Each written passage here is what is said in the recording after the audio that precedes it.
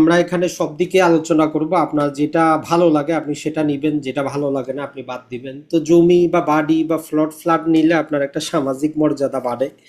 আপনি এলাকার মধ্যে, গ্রামের মধ্যে বাস্তবে জায়গাটা দেখতে পারেন, জমিটা দেখতে পারেন, মানে আপনার একটা, আমরা যেটা বলবো যে মানসিক শান্তি পান, যে আপনার নিজের জমি, নিজের বাড়ি, নিজের জায়গায় গেলেন। কিন্তু শেয়ার কিনলে তো আর আপনি ওইটা দেখতে পারেন না।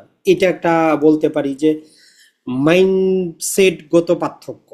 এখন যারা বুঝবেন যে বাস্তবে দেখতে পারলে ভালো, তাদের জন্য জমি কেনা ভালো। যাদের মনে হবে যে না, আমার বাস্তবে দেখার দরকার নাই, আমার প্রপার্টি তো আছে। দুই নাম্বার হচ্ছে যে আমরা সবাই ধারণা করি যে, বা এটাই বাস্তবতা, জমি যদি আপনি কিনেন এটার দাম কমে না। হয়তো এটার দাম না বাড়ুক, কিন্তু গ্রামাঞ্চলে বা মুরব্বীরা যেটা বলে যে আসলে জমি কিনলে লস নাই, কিনতে পারলেই লাভ। তো কথাটা কিন্তু এক হিসাবে খারাপও না, এটা সত্য। যদি আপনি মালিকানা যাচাই বাছাই করে জমি কিনেন, অন্তত আপনারা লস করাবে না, লাভ না করার। কিন্তু শেয়ার বাজারে যেটা হচ্ছে যে আপনার ভালো কোম্পানির শেয়ারের দামও কমে যাইতে পারে। এটা একটা রিস্ক কিন্তু আছে। এখন কতটুকু রিস্ক নিবেন সেটা আপনাকে আগে ডিসাইড করতে হবে। আরেকটা কথা যেটা ভালো হচ্ছে, আপনি যদি ভালো পজিশন মতো যদি জায়গা জমি কিনতে পারেন, রাস্তার পাশে অথবা গ্রোথশীল অথবা বাণিজ্যিক হবে এইরকম কোনো জায়গায় যদি যাচাই বাছাই করে জমি কিনতে পারেন, আপনার 1 থেকে 1.5 বছরে টাকা কিন্তু ডবল হয়। এটা বাস্তবতা। আপনি 50 লাখের জমি 1 বছর পরে 1 কোটি টাকা বিক্রি করতে পারবেন। এটা হয়ে যায় যদি আপনার দাইন মতো যদি হয়। আর যেটা হচ্ছে শেয়ার বাজারে যদি আমরা দেখি, যদি আপনি ভালো ফান্ডামেন্টাল কোম্পানি দেখেন, টোটাল ওই দেশের অর্থনীতি যদি ভালো কাজ না করে, তাহলে টাকা ডবল 1-2 বছরে কিন্তু হবে না। 1-2 বছরেও টাকা ডবল হয় যখন ওই দেশের শেয়ার বাজার ভালো কাজ করে। তার মানে এটা নির্ভর করে টোটাল বাংলাদেশের অর্থনীতির উপর, ব্যাংকগুলোর উপর, ইন্স্যুরেন্স কোম্পানির উপর। সবাই যখন বিনিয়োগ করবে তখনই আপনার টাকাটা ডবল হবে, নাইলে কিন্তু হবে না। এই একটা আপনার টেনশন কিন্তু থাকে। আর যেটা আমরা বললাম যে বাস্তবে জমি জায়গা নিলে আপনার সামাজিক একটা মর্যাদা বৃদ্ধি পায়, পরিবারগতভাবে আপনি একটু মর্যাদাশীল হন। কিন্তু শেয়ার বাজারে আপনার কত কোটি টাকা বিনিয়োগ আছে সেটা আপনিই জানেন, এটা তো আর আপনার সমাজ জানে না, বা সবাই আপনি বলেও বেড়াবেন না যে আমার এত কোটি টাকা বিনিয়োগ আছে এখানে। তো এইটা হচ্ছে আমরা বলতে পারি যে একটা সুবিধা আর একটা অসুবিধা। এখন যারা শেয়ার বাজারে আসবেন আর জমি কেন কিনবেন না? 1 নম্বর কথা হচ্ছে, আপনার কাছে যদি টাকা পয়সা কম থাকে, 2 লাখ, 3 লাখ, 5 লাখ, 10 লাখ টাকা পর্যন্ত আছে। এখন আপনার অঞ্চলে 1 বিঘার জমির দামই হচ্ছে 50 লাখ টাকা, 1 কাঠা জমির দামই হচ্ছে 1 কোটি টাকা। তাইলে আপনার জন্য তো আর জমি না। আপনি ঋণ করে, ব্যাংক থেকে লোন নিয়ে, মানুষ থেকে হাওলাত করে জমি কেনার কোনো মানেই হয় না।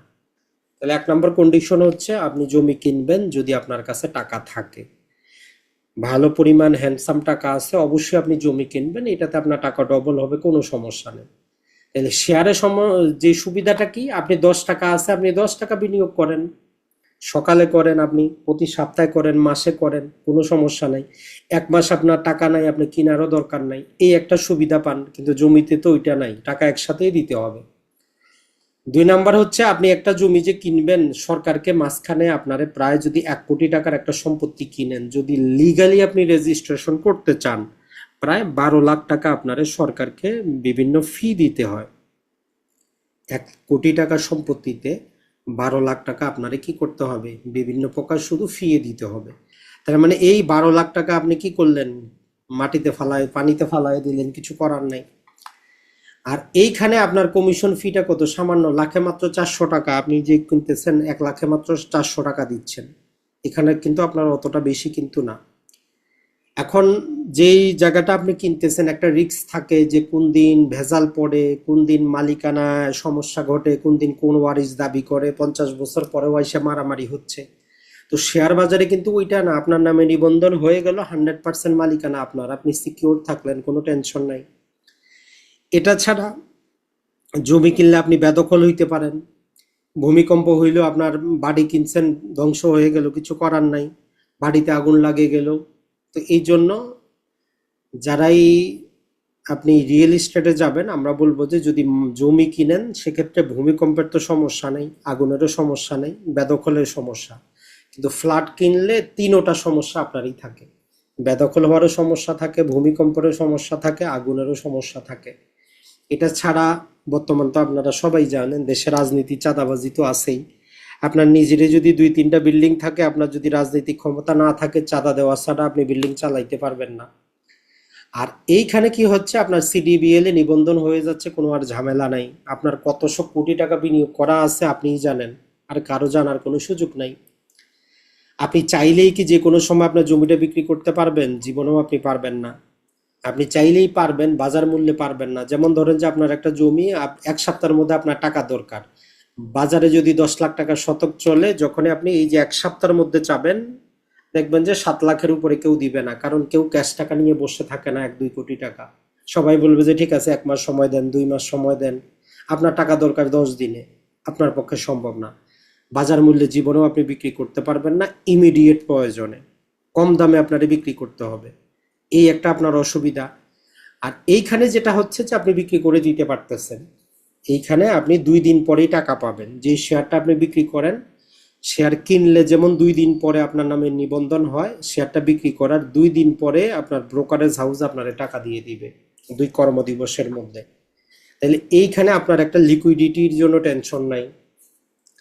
আপনার ধরেন যে 3 শতক একটা জমি আছে, আপনি চাইলে 1 শতক বিক্রি করতে পারবেন না, কোনোভাবেই সম্ভব না। কিন্তু আপনি আংশিক শেয়ার বিক্রি করতে পারবেন।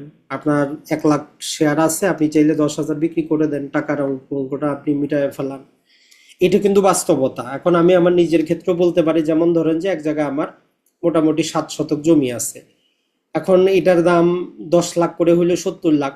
এখন আমার যদি 20 লাখ টাকা দরকার পড়ে, আমি কি এখান থেকে 2 শতক বিক্রি করতে পারবো?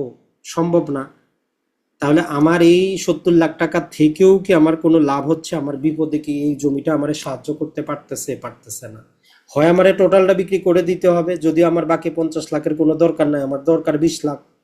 তার মানে যদিও আমার রিয়েল এস্টেট আমারে লাভ দিচ্ছে, কিন্তু আমার প্রয়োজনে দিচ্ছে না। তো এই জন্য আমরা বলবো যে আপনি দুইটার মধ্যে ব্যালেন্স করে আপনি বিনিয়োগ করেন। আপনার কাছে টাকা আছে, আপনি ফ্লটও কিনেন, বিভিন্ন জায়গায় জমিও কিনেন, পাশাপাশি নিজের লিকুইডিটির জন্য, যে যখন আপনার দরকার আপনি বের করতে পারবেন, ভালো কোম্পানিতে শেয়ারও আপনি রাখেন।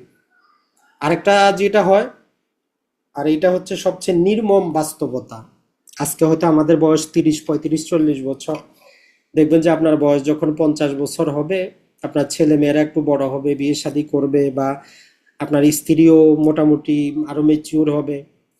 আপনার কাছে ধরেন যে বাড়ি আছে আর 2 জায়গায় 2টা জমি আছে।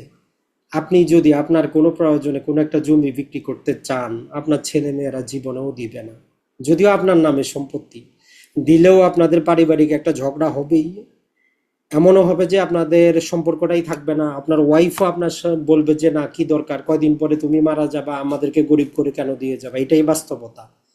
এটা আমাদের চোখের সামনে। আমার নিজ এলাকাও দেখবেন যে তার স্ত্রী মারা গেছে, তার প্রায় 10 বিঘার মতো জমি আছে, 5 ছেলে আছে।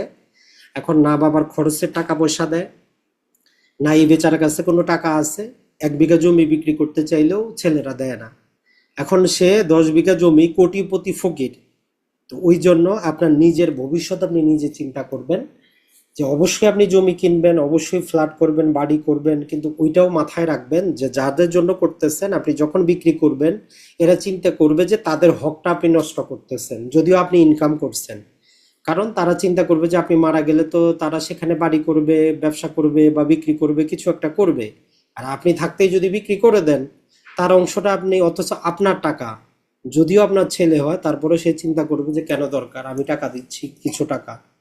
তো এর জন্য এইটা আপনি মাথায় রাখবেন, যে আপনার নিজের সেফটি আপনার কাছে। আপনি যে টাকা পয়সা ইনকাম করতেছেন, অবশ্যই নিজের বাড়ির জায়গা কিনবেন, কিছু জায়গা পয়সা কিনবেন, রিয়েল এস্টেটে বিনিয়োগ থাকবে। আর পাশাপাশি নিজের কিছু লিকুইডিটি আপনি নিজের কাছে রাখবেন, যেটা আপনি জানেন যখন দরকার আপনি সেখান থেকে নিবেন, না দরকার হলে আবার সেখানে রাখবেন। বছর শেষে কম হোক বেশি হোক একটা লাভ্যাংশ পাবেন। তখন দেখবেন যে কারোর সাথে আপনার সম্পর্ক খারাপ হচ্ছে না, কোনো সমস্যাও কিন্তু নাই। এইটা একটু মাথায় রাখবেন। বাকিটা আপনাদের সবার নিজ নিজ জিনিস। যদিও মোটামুটি যদি আমি বলি যে বয়স আমারও বেশি না, 35-36 বছর বয়সের জীবনে যতটুকু অভিজ্ঞতা পাইছি আপনাদের কাছে শেয়ার করলাম। হয়তো বয়স আরো হইলে আরো নানা প্রকার অভিজ্ঞতা হবে। অসংখ্য ধন্যবাদ। যদি